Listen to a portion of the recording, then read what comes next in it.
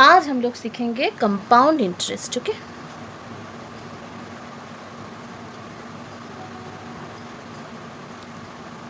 Compound interest. Okay, तो इससे पहले हम लोगों को सिंपल इंटरेस्ट एक और बार अच्छे से जान लेना पड़ेगा। तो जब हम लोग इंटरेस्ट का मैथ करेंगे तो कुछ टर्म्स हम लोगों को अच्छे से जानना चाहिए, जैसे कि है प्रिंसिपल। प्रिंसिपल क्या है?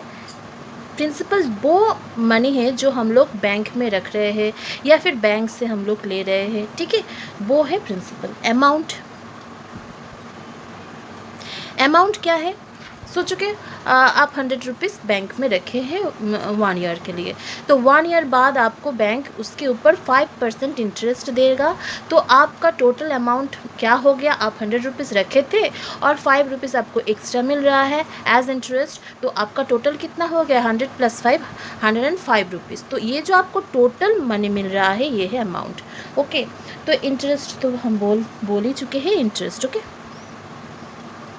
इंटरेस्ट क्या है? जो आपको दे रहे हैं बैंक आपके मनी रखने के लिए, या फिर आपसे ले रहे हैं। आप अगर लेंट करो तो फिर आप दे रहे हो, वो होता है इंटरेस्ट। और ये क्या है? इंटरेस्ट रेट क्या होगा? इंटरेस्ट रेट 100 रुपीज़ के ऊपर ये कैलकुलेट किया जाता है। जैसे कि अगर बताया जाएगा 5%, इसका मतलब है 100 रुपीज़ के ऊपर 5%, यानी 5 रुपीज़। ओके, 100 रुपीज़ के ऊपर 5 रुपीज़। तो ऐसे, और ये क्या, एक टाइम पीरियड में ये कैलकुलेट किया जाता है। टाइम पीरियड में जैसे कि अगर बताया जाएगा 5% पर एनम, 5% पर एनम यानी ईयरली 5%, यानी क्या? एक और बार हम लोग सम अप कर लेते हैं कि प्रिंसिपल देखो, अगर हम लोग 100 रुपीज़ बैंक में रखते हैं, ठीक है, तो ये हमारा क्या हो गया? प्रिंसिपल।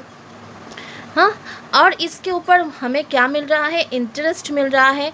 इंटरेस्ट रेट हमारा क्या है? इंटरेस्ट रेट है हमारा 5%। ओके, 5%। और ये कितने क्या टाइम के लिए? ये है, सोचो कि 1 ईयर पर एनम, ठीक है, 5% पर एनम यानी पर ईयर, ईयरली 5%। और इसके बाद आफ्टर 1 ईयर हमको जो मिल रहा है वो है अमाउंट। वो कितना है? 100 रुपीज़ हम लोग रखे थे और हम लोग को और 5 रुपीज़ एक्स्ट्रा मिल रहा है, तो टोटल क्या अमाउंट हो गया? 105 रुपीज़। ओके, तो ये कुछ टर्म्स है जो कि जानना पड़ेगा ये इंटरेस्ट का मैथ करने के लिए। तो अभी हम लोग देखते हैं सिंपल इंटरेस्ट। यानी कि सिंपल इंटरेस्ट क्या है? आप 100 रुपीज़ रखे हैं, आफ्टर कुछ टाइम पीरियड के लिए, हो सकता है 1 ईयर, 2 ईयर्स, 3 ईयर्स, कुछ टाइम के लिए, और उस टाइम के एंड में आपको जो मिल रहा है, जैसे ये ईयरली कैलकुलेट हो रहा है, ये सिंपल। जैसे कि आप सोचो आपने 100 रुपीज़ रखे हैं 2 ईयर्स के लिए, ठीक है, अभी हम लोग देख रहे थे 1 ईयर के लिए। अभी सोचो कि आप 2 ईयर्स के लिए रख रहे हैं, तो एक साल के बाद आपको कितना मिला? 105 रुपीज़। अगर एक और साल के लिए यानी 2 ईयर्स के लिए आप रखें तो आपको और 5 रुपीज़ एज इंटरेस्ट मिलेगा, ठीक है। तो आपका टोटल तब क्या हो गया? 105 + 5 यानी 110 रुपीज़, ठीक है। ऐसे करके सिंपली जो कैलकुलेट होगा वो है सिंपल इंटरेस्ट, ठीक है। पर कंपाउंड इंटरेस्ट क्या? अच्छा, तो फिर सिंपल इंटरेस्ट का फॉर्मूला कैसे होगा?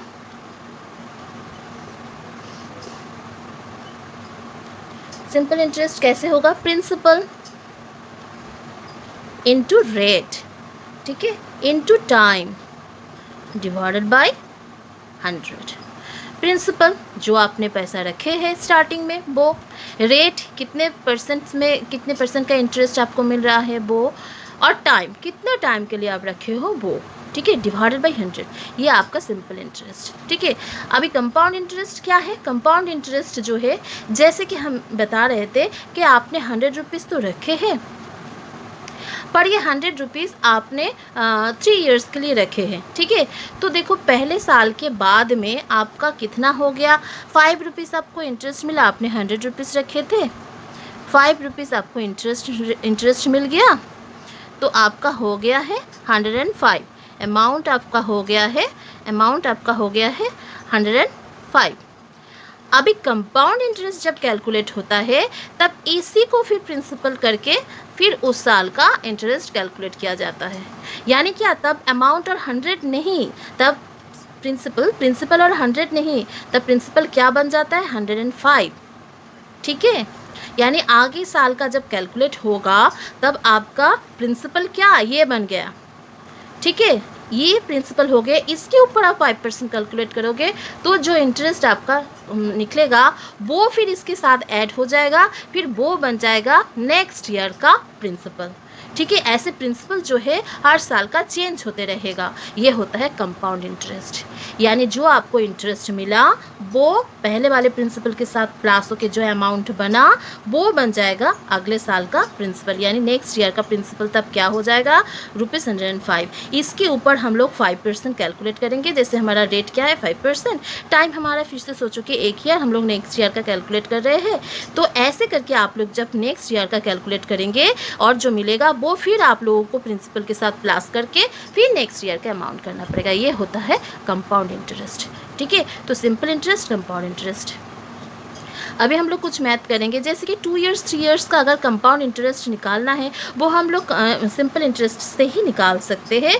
ठीक है, फिर कंपाउंड इंटरेस्ट का भी अलग एक फॉर्मूला होता है, वो हम लोग सीखेंगे। पहले हम लोग सिंपल इंटरेस्ट का ही फॉर्मूला यूज़ करके कंपाउंड इंटरेस्ट निकालेंगे। जैसे फर्स्ट सम क्या है, find the amount and the compound interest on ₹8,000 at 5% per annum for 2 years। ठीक है, देखो अच्छे से समझ लो, क्या कंपाउंड इंटरेस्ट निकालना है 2 ईयर्स का। ठीक है, तो फिर हम लोगों का क्या क्या है वो हम लोग लिख लेते हैं। प्रिंसिपल क्या है, देखो लिख लेंगे, principal for the first year. Principal for the first year क्या है, ₹8,000। ठीक है, ये हो गया। इंटरेस्ट क्या है, अभी देखो प्रिंसिपल इतना है और इंटरेस्ट रेट क्या है 5% है, इंटरेस्ट रेट 5% है। तो फर्स्ट ईयर में हम लोग को इंटरेस्ट कितना मिल रहा है वो निकालेंगे। Interest for the first year, for the first year, interest for the first year क्या हम लोगों को पता है ना, क्या है फॉर्मूला, वो फॉर्मूला है प्रिंसिपल इनटू रेट। रेट हमारा क्या है 5% है, तो प्रिंसिपल, और टाइम हमारा क्या है 1 ईयर है। ठीक है, तो फिर फर्स्ट ईयर का हम लोग निकाल रहे हैं, तो 1 ईयर है, तो डिवाइडेड बाय कितना 100, तो कितना रुपीस हो गया, 2 ज़ीरोस यहाँ पे कट जाएगा, तो 5। ओके, तो ₹400 ये हमारा हो गया फर्स्ट ईयर का इंटरेस्ट। ठीक है, तो अमाउंट आफ्टर 1 ईयर क्या होगा, amount after 1 year, after 1 year, 1 year के बाद अमाउंट क्या होगा, अमाउंट तो पता है ना, प्रिंसिपल प्लस इंटरेस्ट। प्रिंसिपल क्या था 8,000, इंटरेस्ट कितना मिला 400, तो क्या हो गया, अमाउंट हो गया 8,400। ओके, ये हो गया। अभी मैंने क्या बताया थे, जब कंपाउंड इंटरेस्ट कैलकुलेट करेंगे यही बन जाएगा हमारे नेक्स्ट ईयर का प्रिंसिपल। ठीक है, तो फिर से हम लोग लिखेंगे प्रिंसिपल फॉर द, अभी क्या second year, principal for the second year. Okay, क्या ये रुपीस दिस। अभी हम लोग सेकेंड ईयर का इंटरेस्ट कैलकुलेट करेंगे। ठीक है, वो क्या होगा, सेम प्रोसेस को रिपीट करेंगे। Interest for the second year क्या है, rupees into rate into time 1। Okay, 1 year का हम लोग कर रहे हैं, बाय 100 क्या होगा, ₹420।